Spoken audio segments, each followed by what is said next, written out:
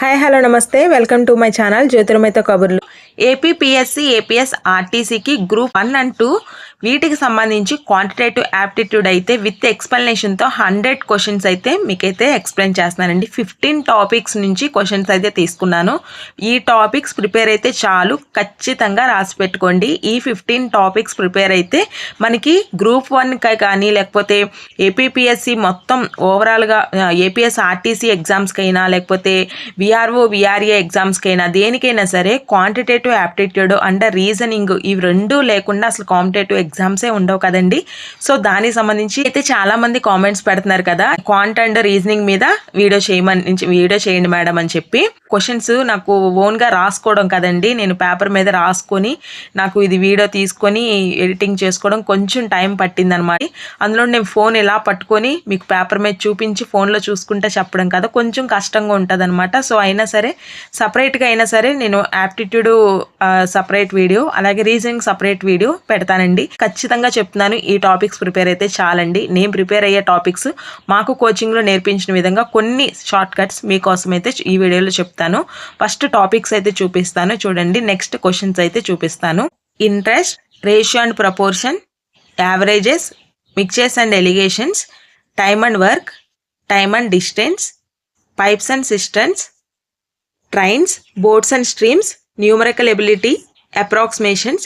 Numerical ability and approximations ఇవి రెండు ఒకే topic మీద ఉంటాయి, కాకపోతే న్యూమరికల్ ఎబిలిటీ అనేది బాడ్మాస్ రూల్ని ఉపయోగించేయాలి. ఇవన్నీ మీకు ఎక్స్ప్లెయిన్ చేస్తాను.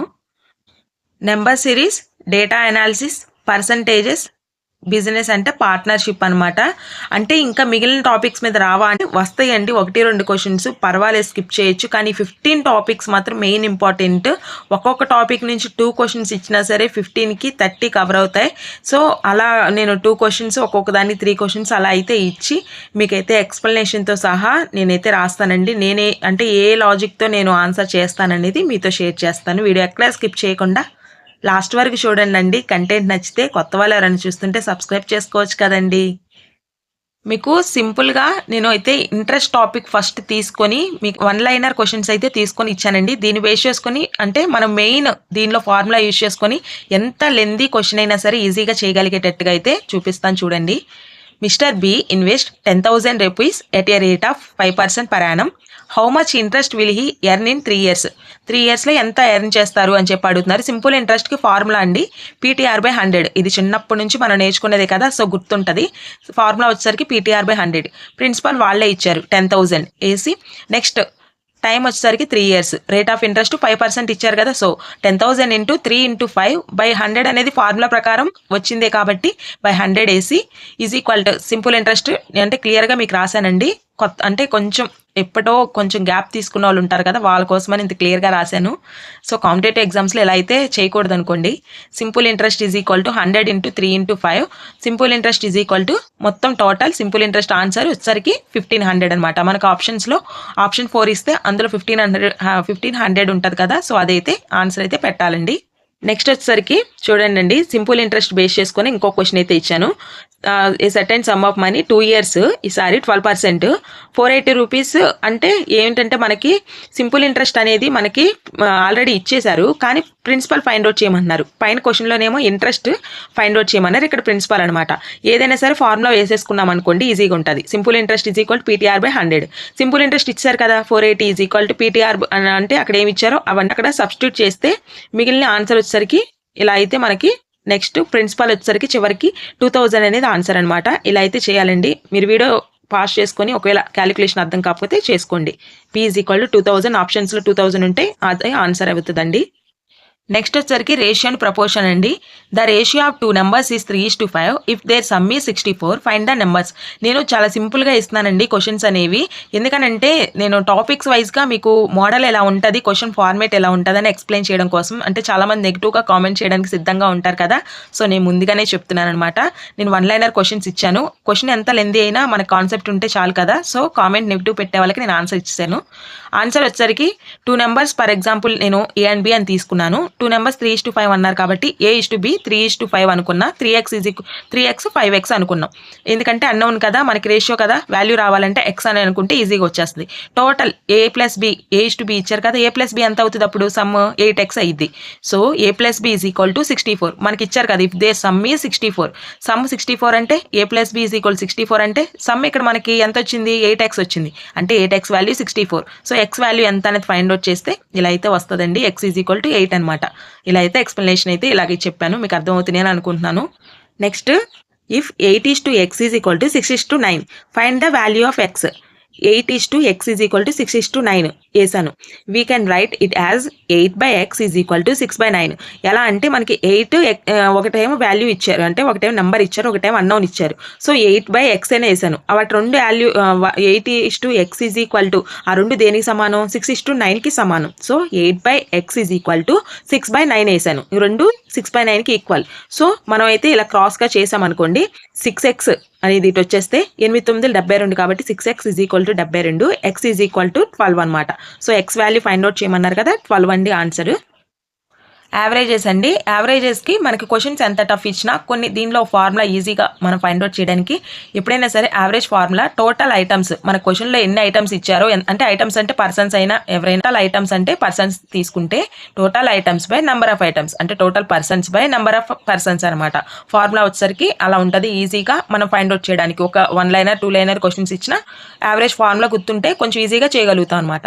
Find the average of 12, 18, 25, 15 and 20.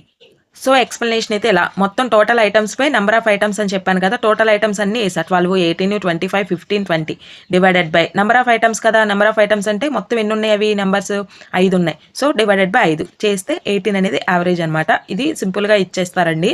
మనకి సింపుల్గా ఇవ్వాలనుకుంటే ఇలా 1 లైనర్ కూడా ఇవ్వచ్చు. నెక్స్ట్ వచ్చేసరికి the average of 4 numbers are 25. If 1 number is 30, find the average of remaining 3 numbers.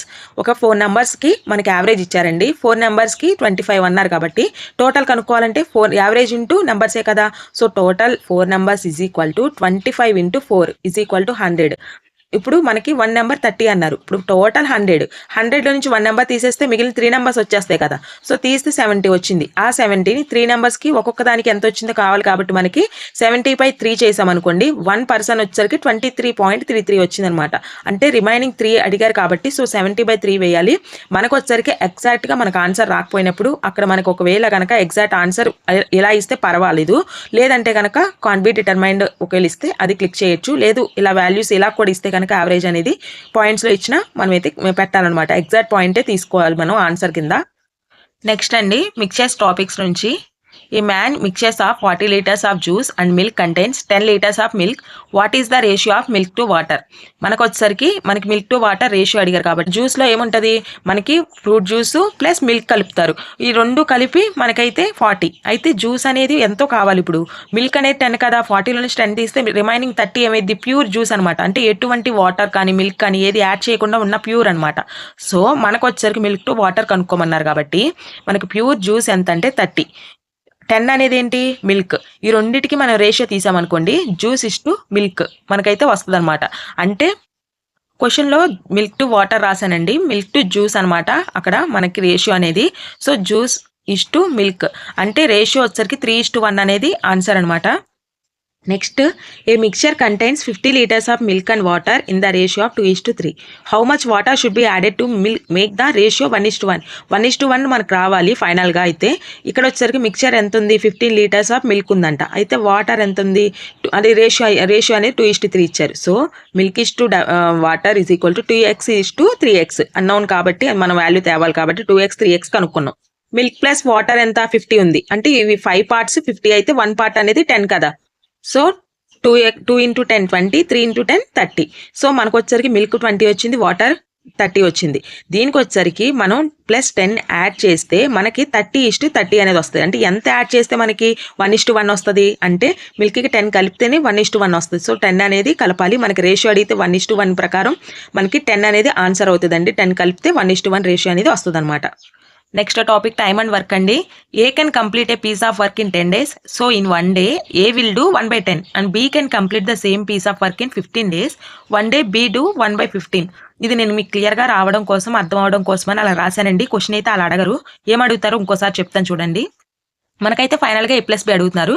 Question format ఎలా ఉంటుందంటే A can complete a piece of work in 10 days and B can complete the same piece of work in 15 days. How will take they both complete the same work అని చెప్పి అడుగుతారు. So both అడిగినప్పుడు ఎలా చేయాలి ఏంటో ఒకసారి చూడండి. మీకు అర్థం అవ్వాలని 1/, వర్క్ అని 1/10, 1/15 రాశాను. అంటే ఎప్పుడైనా సరే 1 day వర్క్ మనం గుర్తుపెట్టుకోవాలి. 1/15, 1/10 ఎంత ఇచ్చినా సరే మనం 1/10, 1/15 అలా రాసామనుకోండి మనకు ఒక క్లారిటీ వస్తుంది. దానికి LCM మోడల్లో చేయాలా, 1 day వర్క్ ప్రకారం చేయాలా అని చెప్పి. సో మనకైతే 2 మోడల్స్ ఉంటాయి ఇందులో. అంటే టోటల్ వర్క్ అనమాట. 1/10 + 1/15 వేస్తే మనం LCM తీసామనుకోండి 10కి 15 కామన్గా పోయేది ఏంటి 30. అంటే ఎప్పుడైనా పెద్ద నెంబర్లో ఏది పోయిద్దో చూసుకోవాలి. పెద్ద నెంబర్లో పోయేది చిన్న నెంబర్లో పోవాలన్నమాట. కాబట్టి LCM తీసేటప్పుడు 15కి చూసుకోవాలి. 15లో 30 పోయిద్ది, అంటే 10లో కూడా పోయిద్ది కదా. కాబట్టి 10లో పోయి 15లో పోయిద్దా అని చెక్ చేసుకోకూడదు. 15లో పోయేదే 10లో పోయిద్దా లేదు చెక్ చేసుకోవాలి. నెక్స్ట్ వచ్చేసరికి 3 + 2 5, 5/30 వచ్చింది, అంటే 1/6 అనమాట. A and B together can finish one work in 6 days. 6 daysలో ఒక వర్క్ని కంప్లీట్ చేస్తారు. సో ఆన్సర్ వచ్చేసరికి 1/6 అనమాట. ఆన్సర్ ఇలా మన రేషియో ప్రకారం ఇస్తే ఇద్దరిని కలిపి అడిగారు కాబట్టి 6 days అయితే పట్టిద్ది. ఆన్సర్ వచ్చేసరికి మీకు అర్థం అవ్వాలి కాబట్టి 1/6 అనేది రాశారు. రేషియో ప్రకారం ఇస్తే 1:6 అనేది ఆన్సర్ అవుతుంది.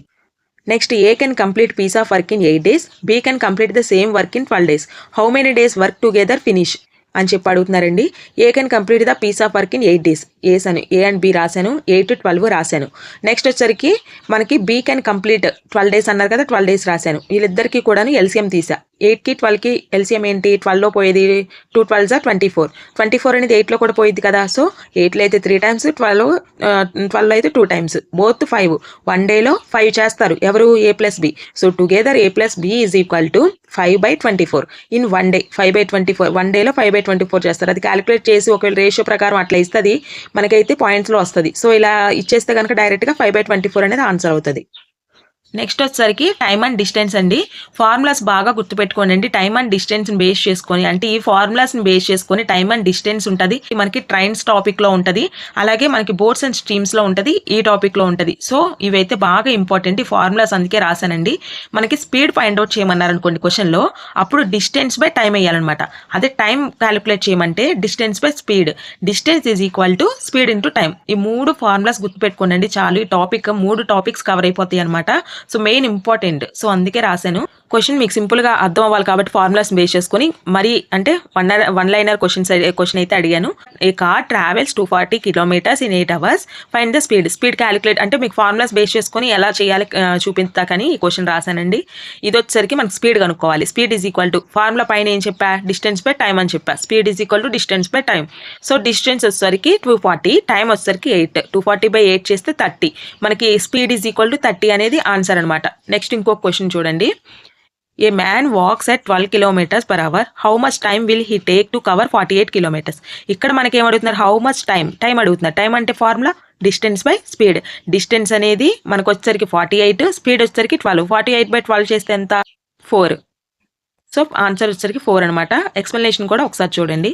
ఇదిగోండి 48/4 చేస్తే 48/12 చేస్తే 4 అనేది ఆన్సర్. టైం వచ్చేసరికి 4 hours అనమాట. నెక్స్ట్ పైప్స్ అండ్ సిస్టమ్స్లో సంబంధించండి. A pipe can fill a tank in 12 hours, find how much time tank to it fill 1 hour. 1 hourలో ఎంత ఫిల్ చేస్తుంది అని చెప్పి అడుగుతున్నారు. అంటే ఫుల్ ట్యాంక్ కంప్లీట్ అవ్వడానికి 12 hours పట్టిద్దంట. 1 hourలో ఎంత కంప్లీట్ చేస్తుంది అని అడుగుతుంది.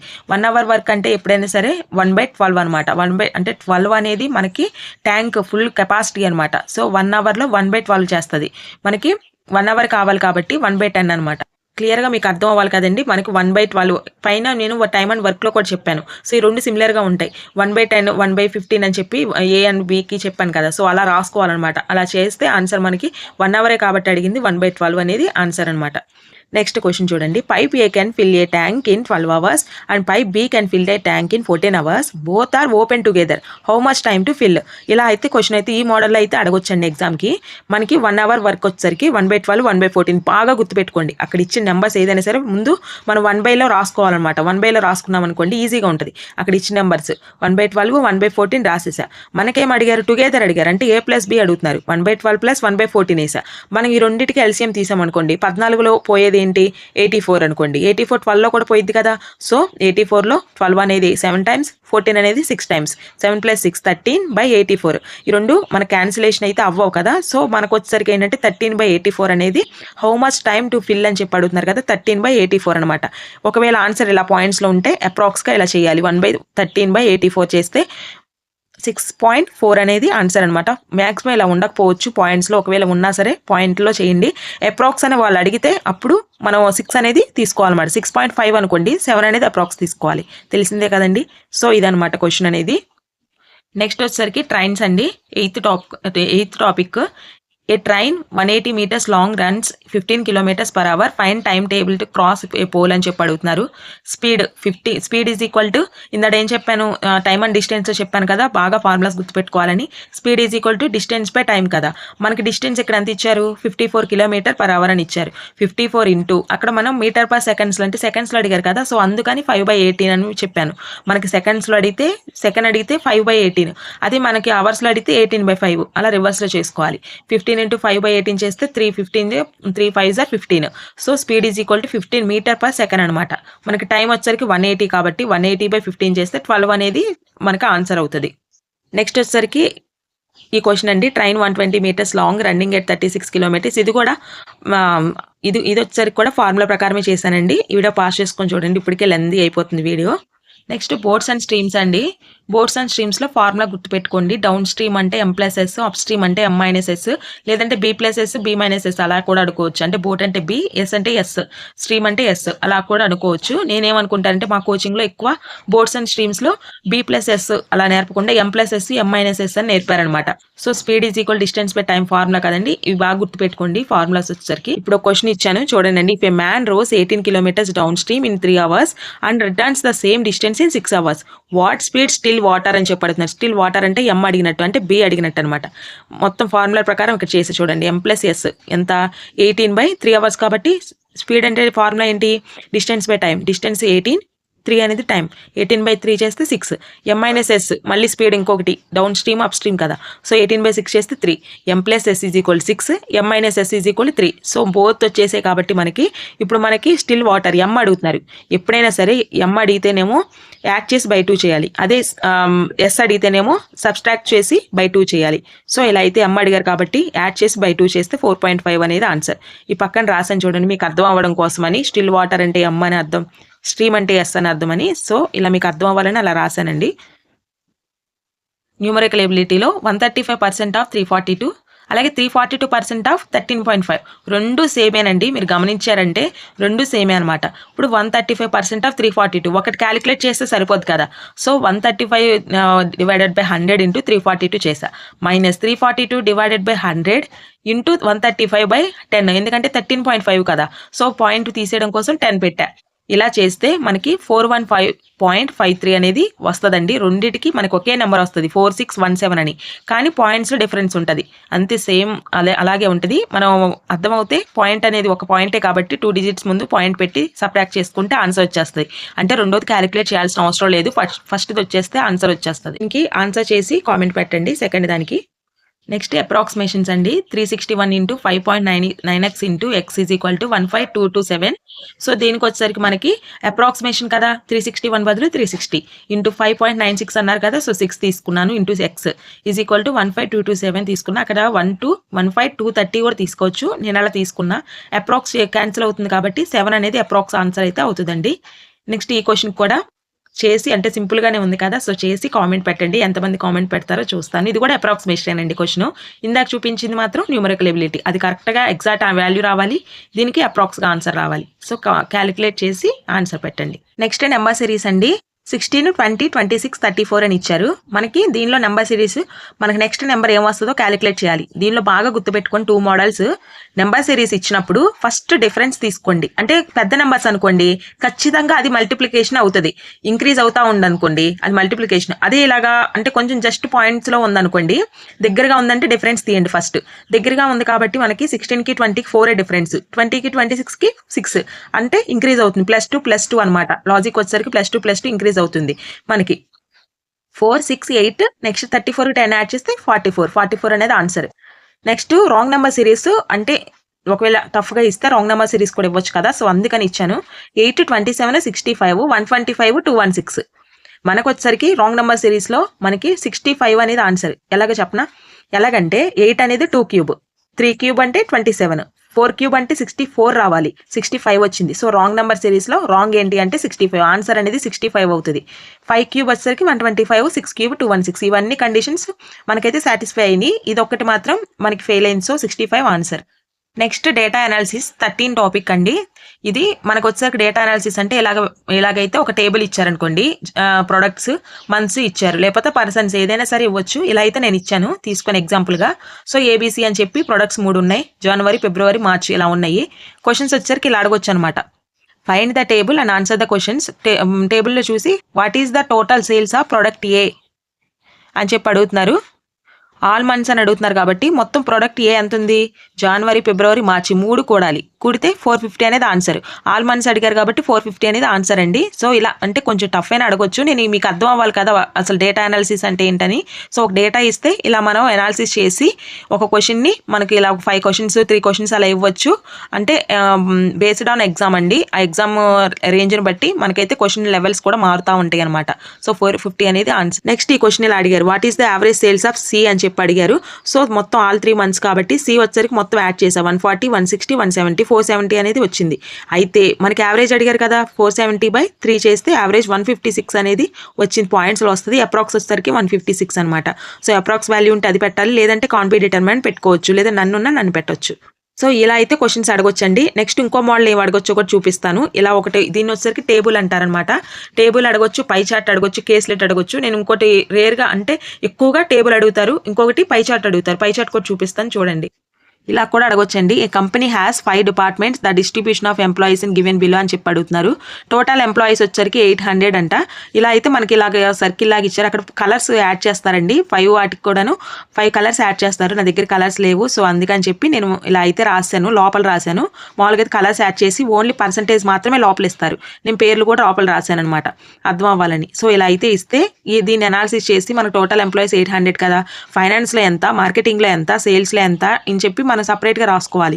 అప్పుడు మనం ఏం చేయాలంటే టోటల్ ఎంప్లాయీస్ 800 కదా, ఫైనాన్స్లో కావాలి, 800 × 25/100 చేసామనుకోండి, అప్పుడు మనకేమొస్తుంది ఆన్సర్ 200 అనేది వస్తుంది. మిగతా అట్లా కూడా అంతే, మార్కెటింగ్కి 800 × 15/100, నెక్స్ట్ సేల్స్లో 800 × 30/100, 800 × 10/100 చేస్తే అడ్మిన్, 800 × 20/100 చేస్తే హెచ్ఆర్. ఇలా వాల్యూస్ కనుక్కున్నాం అనుకోండి. నెక్స్ట్ పైన టేబుల్లో ఎలా చూపించాను క్వశ్చన్స్ అలాగే అడగొచ్చు. వాల్యూస్ వచ్చేస్తే టేబుల్ ఫార్మేట్లో వచ్చేసినట్టే కదా వాల్యూస్. సో అలా అయితే అడుగుతారండి. సో ఇది వచ్చేసరికి డేటా ఇంటర్ప్రిటేషన్ అంటారు, లేదా డేటా అనాలిసిస్ అంటారు. ఇది మెయిన్ ఇంపార్టెంట్ అండి. ఇలా అయితే అడగొచ్చు. కేస్లెట్ కూడా అడగొచ్చు, అంత లెవెల్ అడగపోవచ్చు. రెండు అయితే ఇచ్చాను నేనైతే నేనైతే 2 తీసుకున్నానండి ఎగ్జాంపుల్ కోసం అని చెప్పి. నెక్స్ట్ వచ్చేసరికి పర్సంటేజెస్ 14th టాపిక్ అండి. ఫార్ములా వచ్చేసరికి percentage value by total value × 100. Formula బాగా గుర్తుపెట్టుకోండి, అందుకే కొన్ని ఫార్ములాస్ ఉన్నాయి, ఫార్ములాస్ చెప్తున్నాను. Out of 200 students 50 are girls అని చెప్పి మనకైతే క్వశ్చన్ ఇచ్చారనమాట. మనకి పర్సంటేజ్ ఎంత అనేది క్యాలిక్యులేట్ చేస్తే పర్సంటేజ్ ఆఫ్ గర్ల్స్ తీస్తే 50/200, 50/200 × 100 చేస్తే ఎంత వస్తుంది, 25% అనేది మనకి పర్సంటేజ్ ఆఫ్ గర్ల్స్ వస్తుంది అనమాట. ఇప్పుడు ఫార్ములా 2 ఇంకోటి ఫార్ములా చూడండి, ఇంక్రీజ్ అండ్ డిక్రీజ్. ఎప్పుడైనా సరే పర్సంటేజెస్లో ఎక్కువగా అడిగేది ఇంక్రీజ్ అండ్ డిక్రీజ్ మీదే క్వశ్చన్స్ అడుగుతారండి. Percentage change is equal to difference by original value × 100 అనమాట. ఇది బాగా గుర్తుపెట్టుకోండి. ఇంక్రీజ్ ఆర్ డిక్రీజ్ రెండింటికి మనకి చేంజ్ ఏదైనా జరిగింది అంటే అది ఇంక్రీజ్ అయినా డిక్రీజ్ అయినా డిఫరెన్స్ బై ఒరిజినల్ వాల్యూ × 100, అది ఫార్ములా అనమాట. దీన్ని బేస్ చేసుకుని మళ్ళీ క్వశ్చన్ ఎగ్జాంపుల్ ఇచ్చాను చూడండి. సేల్స్ ఇంక్రీజ్ ఫ్రమ్ 4000 to 5000 అంటున్నారు. అంటే ఇక్కడ ఇంక్రీజ్ అంటే చేంజ్ జరిగింది ఇక్కడ. సో చేంజ్ అనేది ఉంది కాబట్టి మనకు ఫార్ములా ప్రకారం చేస్తే డిఫరెన్స్ బై ఒరిజినల్ వాల్యూ × 100 కదా.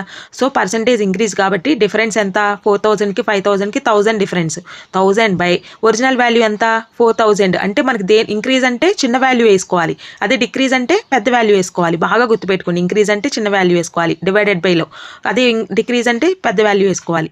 1000/4000 × 100, 25% ఇంక్రీజ్ అయింది. సో ఆన్సర్ వచ్చేసరికి 25% అనమాట. సో ఇది పర్సంటేజెస్ మీద ఇలా ఇంక్రీజ్ డిక్రీజ్ మీద క్వశ్చన్స్ అయితే అడగొచ్చండి. నెక్స్ట్ లాస్ట్ టాపిక్ అండి, పార్ట్నర్షిప్ 15th టాపిక్. ఫార్ములా వచ్చేసరికి profit is equal to investment × time. Investment is equal to profit by time, time is equal to profit by investment. ఆకీస్ పాక్ పాకీస్ ఆక్ అన్నట్టుంది కదండి. నేను కొంచెం స్పీడ్గా చెప్తున్నాను, అందుకే మీకు అలా ఉండొచ్చు. పార్ట్నర్షిప్లో ఈ ఫార్ములాస్ బాగా ఇంపార్టెంట్. నెక్స్ట్ క్వశ్చన్ ఒకటి ఇచ్చాను చూడండి. A invest 20,000 and B invest 40,000 in a business. Find a profit ratio. మనకి ఇక్కడ టైం మెన్షన్ చేయకపోతేనండి గుర్తుపెట్టుకోండి, పార్ట్నర్షిప్లో టైం చెప్పలేదు అంటే 12 monthsకి తీసుకుంటున్నట్టు. పర్టికులర్గా వాడు 6 months, 24 months, 48 months అని చెప్తే అవి తీసుకోవాలి. ఏమి చెప్పకపోతే 12 months తీసుకోవాలి. సో 20,000 ఏ అనేది మనకి ఫార్ములా ప్రకారం చేస్తే ప్రాఫిట్ అడిగారు కదా, మనకి ఫార్ములా ఏంటి? Profit is equal to investment to time కదా. ఇన్వెస్ట్మెంట్ 20,000, టైం అంటే 12 months తీసుకోవాలి. రెండింటికి అంతే. 40,000 × 12, జీరోస్ కామన్గా ఉన్నాయి కదా, సో కొట్టేశాను. 240, 480, మళ్ళీ జీరోస్ కామన్.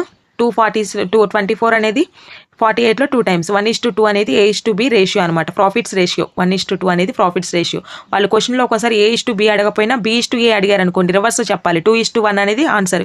ఆప్షన్స్లో 1:2 పెడతారు, 2:1 కూడా పెడతారు. సో అక్కడ ఏం అడుగుతున్నారు? ప్రాఫిట్ రివర్స్లో అడుగుతున్నారా, యాస్టీస్ అడుగుతున్నారో చూసుకొని ఆన్సర్ చేయాలి. సో నేను ఈరోజు మీకు అందించాలనుకున్న ఇన్ఫర్మేషన్ ఇంతే. మీకు నచ్చిందని అనుకుంటున్నాను. నచ్చితే ఒక చిన్న లైక్ ఇవ్వండి. అలాగే హైప్ ఉంటుంది, హైప్ కూడా ఇవ్వండి. నేను ఇంకేదన్నా మీకు డౌట్స్ ఉంటే నాకు కామెంట్ చేయండి. నేను ఇంకా 50 questions కూడా రీజనింగ్ నుంచి చేయాలి, అది ఒకటి బ్యాలెన్స్ ఉంది. ఆ వీడియో కూడా నేను పోస్ట్ చేస్తాను.